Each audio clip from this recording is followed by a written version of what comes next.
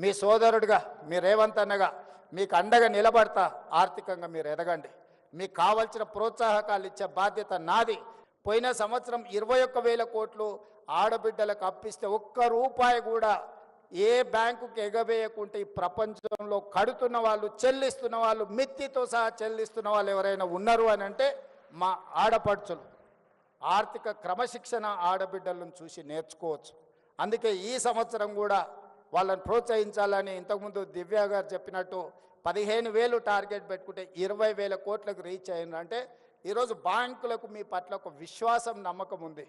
మీకు ఇచ్చే ప్రతి రూపాయి వడ్డీతో సహా సరైన సమయంలో మీరు చెల్లిస్తారని. మీరు ఆర్థిక క్రమశిక్షణతో ముందుకు వెళ్తున్నారు కాబట్టి మీరు ఆర్థికంగా అభివృద్ధి చెందడానికి అవకాశం ఉంది. అందుకే ఈనాడు రాష్ట్ర ప్రభుత్వం తరఫున మీ సోదరుడిగా నేను మీకు మాట ఇస్తున్నా. మీరు బలంగా నిలబడండి.